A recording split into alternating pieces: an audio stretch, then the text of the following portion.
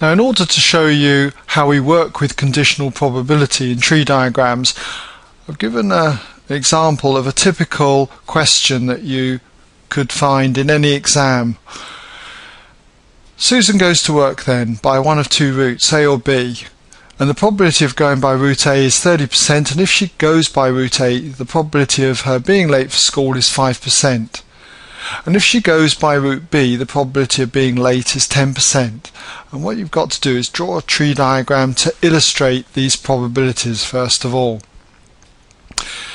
Okay, so I've divided this up into two sections, two trials as we call it, okay? And the first trial is about which route that Susan takes to go by school, and the second trial will be about whether she's late or not. Okay, so we're going to give some labels to each of these trials. So the first one then I'm going to say is the route that she takes. Okay, that's the route. And the second trial is about whether she's late or not. So basically it's about her lateness.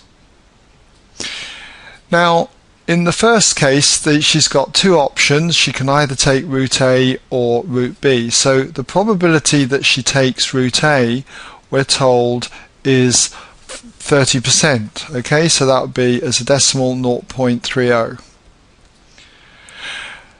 Obviously, the remaining route, B, the probability she takes route B, we know that this must add up to 100% or one whole one, so that leaves us with 70%, or as a decimal, 0.70. Now, if she takes route A, the probability that she's late for school is 5%. And if she takes route B, the probability that she's late for school is 10%. Now, what you don't want to do is write the probability that she's late here is 5% or 0.05, and the probability of being late here as 0.10, 10%. What happens is that you contradict what you've written here. Okay, PL is 0.05. No, it's not. It's 0.10. This is not good enough for this type of question. So what have we got to do? Well, the probabilities of being late are dependent on the route that she takes. So we should be writing the probability of being late given that she took route A. That is 5%. That is 0.05 as a decimal. So the probability of not being late, that's L with a little dash, okay, given that she took route A, knowing that this has got to come to one whole one, must be 0.95. And similarly, the probability that she's late, given that she took route B, okay, is 10%, so that's 0.10. And so that means that the remaining branch here, because it's got to add up to 1, must be the probability that she's late, not late I mean, given that she took route B, must be 0.9, or I'll call it 90. Okay, 0.90. Okay, we've got that far, and hopefully we've got a correctly labelled tree diagram. No contradictions at all in our notation. Now the first question asks us to find the probability that Susan is late for school. So in other words, for part 1, we've got to find the probability that she is late for school. That's just simply PL. And remember that if we had written PL here as equaling 0.05 or PL down here as being 0.10, this would have caused a lot of confusion. So we'll just remove that again then. Okay. Probability of being late. How could she be late for school?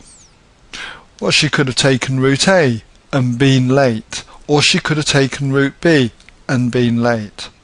So we could write this as the probability that she takes route A and was late. Okay. Now there's a totally different way she could be late. So this is a mutually exclusive event, so we put plus, often referred to as the or statement. Okay, probability that she took A and was late, or she could have taken now route B and been late. So if we're working this out, the probability of taking route A and being late would have been 0.30 multiplied by 0.05. So I just put that in there, 0.30 times 0.05. And then plus probability of B and being late, it'll be down here and up here. So 0.70 multiplied by 0.10. 0.70 multiplied by 0.10.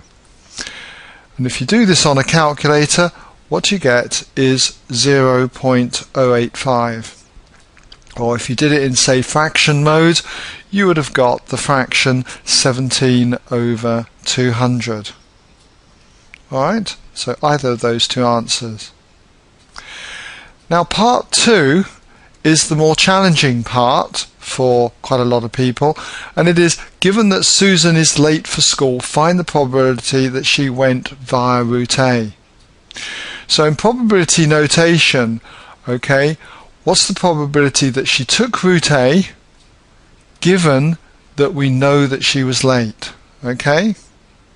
And you'll see that this is not written anywhere on this tree diagram, so our notation is correct. Now what does this equal?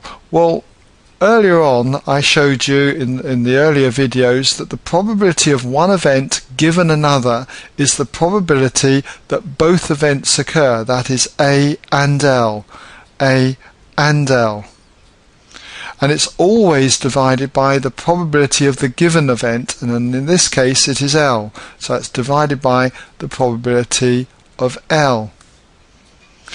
Now because we stuck to the correct notation, the probability of L, there'll be no contradictions, okay, it would just be this value up here. Probability of A and L we worked out earlier on. It's 0.30 times 0.05 coming up through here. So all we've got to do then is just simply fill this in as 0.30 multiplied by 0.05, okay, probability of A and the probability of being late given that you took A, that's that probability there. All divided then by the probability of being late, and that was this value here, 0.085.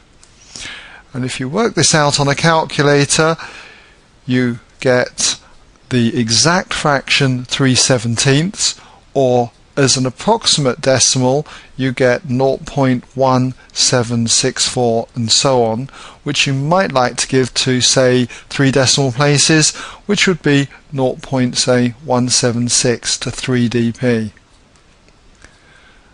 Okay, so hopefully you can see how we handle problems on conditional probability.